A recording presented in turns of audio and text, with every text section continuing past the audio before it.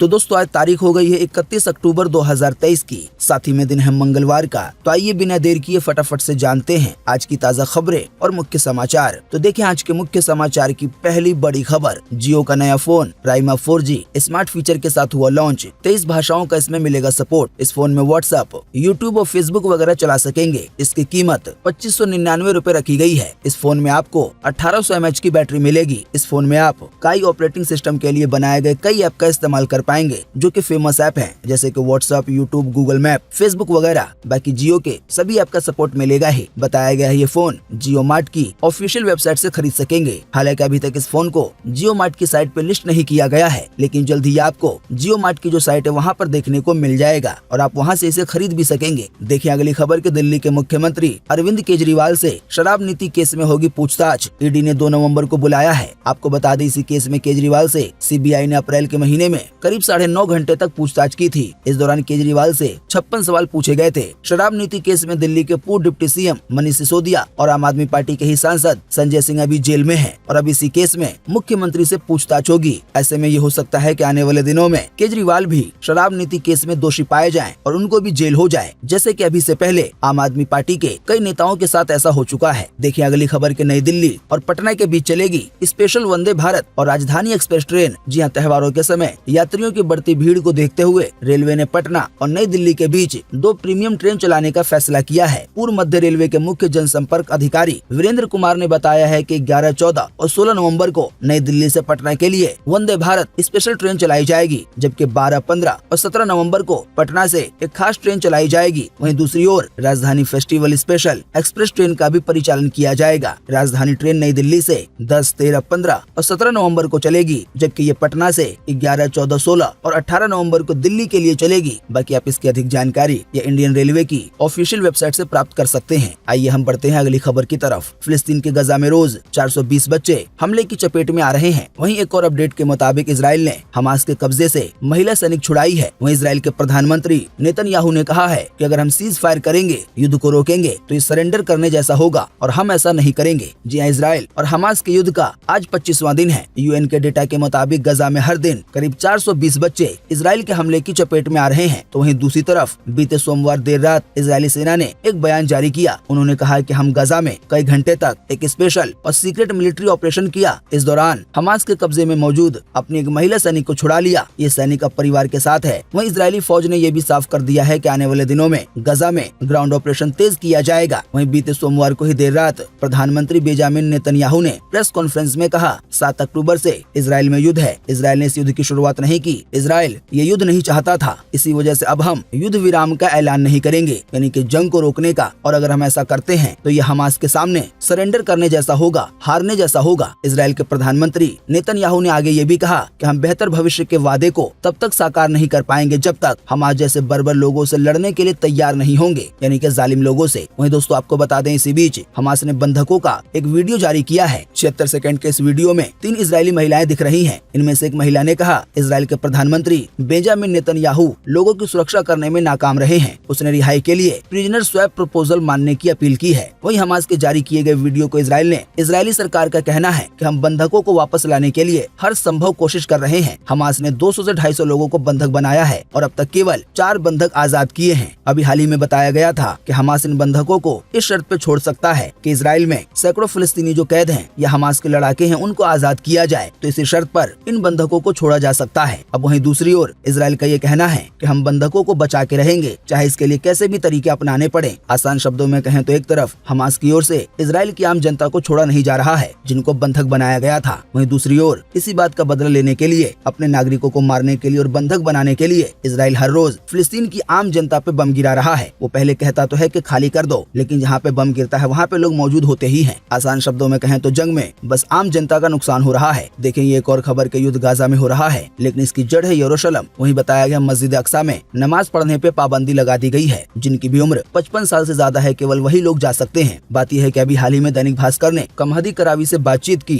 जो कि अभी ईस्ट यरूशलेम में रहते हैं और वो एक मुस्लिम है। तो उनसे ही जब भास्कर की रिपोर्टर की ओर से ये पूछा गया कि आप शुक्रवार के दिन अल-अक्सा मस्जिद क्यों नहीं आए, तो इस पर कमहदी करावी कहते हैं कि बीते 7 अक्टूबर को युद्ध शुरू हुआ तो अल-अक्सा में 55 साल के कम उम्र के लोगों की एंट्री बैन कर दी गई है और मैं 55 साल से कम का हूँ। फिर वो आगे कहते हैं कि उन्हें लगता है कि नौजवान नमाज अदा करने के बाद बवाल करेंगे। मैं पूछता हूँ इतना डरे हुए क्यों हो? अगर लोग जाएंगे तो अपने मन की ही बात कहेंगे, इसमें दिक्कत ही क्या है? कुल मिलाकर आसान शब्दों में कहें तो फिलहाल अभी जंग शुरू होने के बाद से अल-अक्सा मस्जिद में नमाज पर पाबंदी लगा दी गई है। जिनकी उम्र 55 साल या 55 साल से ज्यादा है केवल वही लोग शुक्रवार को भी नमाज के लिए जा सकते हैं। वहीं जानकारी के मुताबिक यरूशलेम में रहने वाले कमहदी करावी से जब ये पूछा गया कि अभी जो जंग चल रही है, आप तो मुस्लिम हैं, तो आप इस जंग को लेकर क्या सोचते हैं, आपका क्या कहना है? तो वो इस पर कहते हैं, युद्ध में कोई जीतता नहीं है, हर किसी की हार होती है। सभी को पता है कि भले गाजा बॉर्डर पर इजराइल और हमास के बीच जंग चल रही है, लेकिन युद्ध के केंद्र में यरूशलेम है और अल-अक्सा मस्जिद है। कमहदी ने आगे कहा कि हम युद्ध नहीं चाहते, सिर्फ पीस चाहते हैं, पीस पीस पीस, यानी कि शांति शांति शांति। वहीं जब उनसे पूछा गया कि अभी हाल ही में बीते 7 अक्टूबर को हमास की ओर से जो पहले हमला किया गया, तो इस पर आप क्या कहते हैं, तो इस पर कमहदी करावी थोड़ी देर के लिए चुप हो जाते हैं। फिर कहते हैं कि हम सभी से केवल शांति लाने की अपील करते हैं, यानी कि जंग वगैरह नहीं। देखिए अगली खबर के फिलिस्तीन को फंड जारी नहीं करेगा इजराइल। फाइनेंस मिनिस्टर बोले वो आतंकियों की मदद करते हैं। उन्होंने नरसंहार का समर्थन किया है। जी इजराइल के फाइनेंस मिनिस्टर बेजलेल ने प्रधानमंत्री बेंजामिन नेतन्याहू को एक लेटर लिखा है। इसमें कहा गया है कि नवंबर में फिलिस्तीन अथॉरिटी को कोई फंड रिलीज नहीं किया जाएगा। फाइनेंस मिनिस्टर के मुताबिक ये फैसला इसलिए लिया गया है क्योंकि फिलिस्तीन अथॉरिटी हमास को मदद देती है और उसने 7 अक्टूबर को यहूदियों के नरसंहार का समर्थन किया था, जब 1400 लोगों की जान चली गई थी। सऊदी अरब के अखबार द नेशनल के मुताबिक फिलिस्तीन अथॉरिटी में टैक्स कलेक्शन का अधिकार इजराइल के पास है, यानी कि फिलिस्तीन के लोगों से भी टैक्स इजराइल लेती है। वो हर महीने बिजली और पानी का बिल काट कर एक तय फंड फिलिस्तीन अथॉरिटी को देता है। आसान शब्दों में कहें तो बिजली की सप्लाई, पानी की सप्लाई इजराइल द्वारा की जाती है फिलिस्तीन में। फिर वो अपना पैसा लेकर जो इस पर टैक्स वगैरह बनता है या जो वो टैक्स कलेक्ट करता है, तो इसको कलेक्ट करने के बाद एक तय फंड फिलिस्तीन की अथॉरिटी को दिया जाता है और इससे ही वहाँ की सरकार चलती है, व्यवस्थाएं चलती हैं। हालांकि अब इजराइल के फाइनेंस मिनिस्टर ने फंड देने से मना कर दिया है। उनका कहना यह है कि फिलिस्तीन की अथॉरिटी भी हमास को सपोर्ट कर रही है, वो पैसे देती है उसको, इसी की वजह से अब हम उसको पैसे जारी नहीं करेंगे। वहीं अब इस पर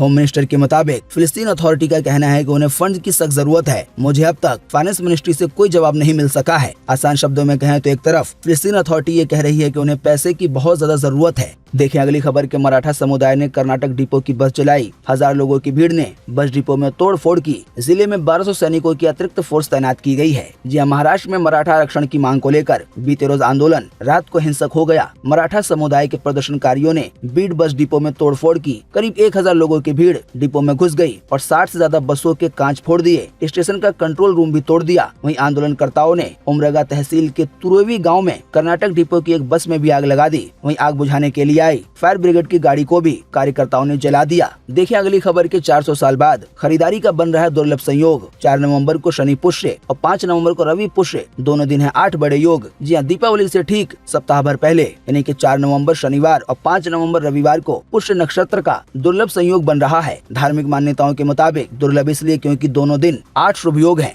ज्योतिषाचार्यों का मानना है कि शनि और रवि पुष्य के साथ अष्ट महायोग का एक ऐसा दुर्लभ संयोग पिछले 400 साल में नहीं बना है। दीपावली से पहले शुभ कामों की शुरुआत के लिए ये 2 दिन बेहद ही शुभ और महत्वपूर्ण रहेंगे। बाकी आप इसकी अधिक जानकारी अपने नजदीकी ज्योतिषाचार्य से ले सकते हैं। देखिए अगली खबर के प्रधानमंत्री मोदी आज लॉन्च करेंगे मेरा युवा मेरा भारत अमृत वाटिका का भी करेंगे उद्घाटन। जी हाँ, प्रधानमंत्री मोदी आज मंगलवार को मेरी माटी मेरा देश अभियान के समापन समारोह में शामिल होंगे। इस दौरान प्रधानमंत्री मेरा युवा भारत निकाय की शुरुआत करेंगे। सरदार वल्लभ भाई पटेल की जयंती के उपलक्ष्य में प्रधानमंत्री मोदी अमृत वाटिका और अमृत महोत्सव स्मारक का भी उद्घाटन करेंगे। अगर आप नहीं जानते हैं कि मेरा युवा मेरा भारत क्या है तो आपको बता दें, इस योजना के तहत युवाओं को यानी कि देश के युवाओं को अपने सपने पूरे करने के लिए, अपनी प्रतिभा को दिखाने के लिए, अपने टैलेंट को दिखाने के लिए एक उचित मंच दिया जाएगा। इसी का नाम होगा माई भारत। वहीं आपको बता दें, केंद्रीय मंत्री अनुराग ठाकुर ने बीते सोमवार को कहा कि आजादी का अमृत महोत्सव स्मारक नई दिल्ली में युद्ध स्मारक के निकट बनाया जाएगा। कार्यक्रम के दौरान पीएम मोदी अमृत वाटिका और अमृत महोत्सव स्मारक का शिलान्यास करेंगे। अनुराग ठाकुर ने यह भी कहा कि मेरी माटी मेरा देश अभियान के तहत बहुत सारे युवा देश भर के 6 लाख से ज्यादा गाँवों की मिट्टी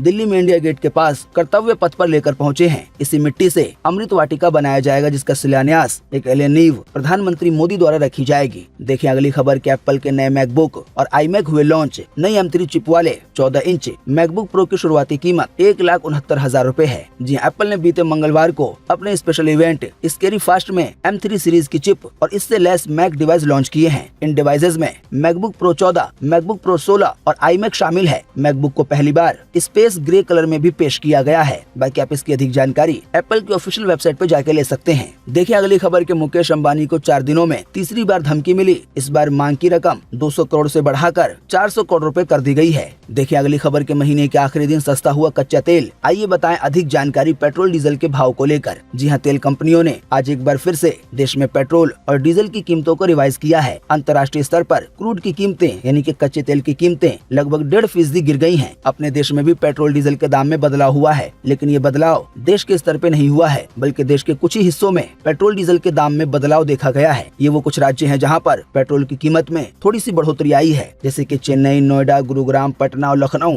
हालांकि इन सभी जगहों पर जैसे कि नई दिल्ली, कोलकाता, मुंबई, बेंगलुरु, जयपुर, हैदराबाद और चंडीगढ़ वगैरह में पेट्रोल डीजल के दामों में कोई बदलाव नहीं आया है। बाकी दोस्तों, आप अपनी स्क्रीन पर इन सभी शहरों के पेट्रोल डीजल के ताजा भाव देख सकते हैं। वीडियो को रोककर आइए आपको अगली खबर में लगे हाथों बताते हैं कि आज 31 अक्टूबर 2023 को देश भर में कैसा रहेगा मौसम का हाल, खास करके बारिश को लेकर। तो स्काईमेट वेदर के अनुसार अगले 24 घंटों के दौरान यानी कि आज तमिलनाडु में, केरल में, तटीय और दक्षिण आंतरिक कर्नाटक में हल्की से मध्यम बारिश के साथ कुछ स्थानों पर भारी बारिश होगी। इसके अलावा अंडमान निकोबार द्वीप समूह, लक्षद्वीप और तटीय आंध्र प्रदेश में भी हल्की से मध्यम बारिश की संभावना है। तो अभी हमने आपको जिन भी शहरों, जिन भी राज्यों के नाम बताए हैं, तो उनको छोड़कर बाकी पूरे देश में आज मौसम सूखा बने रहने की संभावना है। देखिए अगली खबर के बांग्लादेश के खिलाफ उतरेगा आज पाकिस्तान। सेमीफाइनल में जाने के लिए पाकिस्तान को ये मैच जीतना है जरूरी। देखिए अगली खबर के दिल्ली के कई इलाकों में 2 दिन नहीं आएगा पानी, अभी से कर लें स्टोर। अभी आपकी स्क्रीन पर उन नामों को दिखाया जा रहा है जहां पर आने वाले दिनों में पानी की परेशानी हो सकती है। देखिए अगली खबर के पंजाब में पराली जलाने की घटनाएं 740% बढ़ी। नासा ने फोटो जारी की, एक दिन में 1068 जगह खेतों में आग लगी हुई देखने को मिली। इस तस्वीर में आप भी देख सकते हैं, नासा द्वारा इसे जारी किया गया है। जहां जहां पर भी लाल धब्बे हैं, उन सभी जगहों पर खेतों में आग लगी हुई है पराली जलाने के लिए।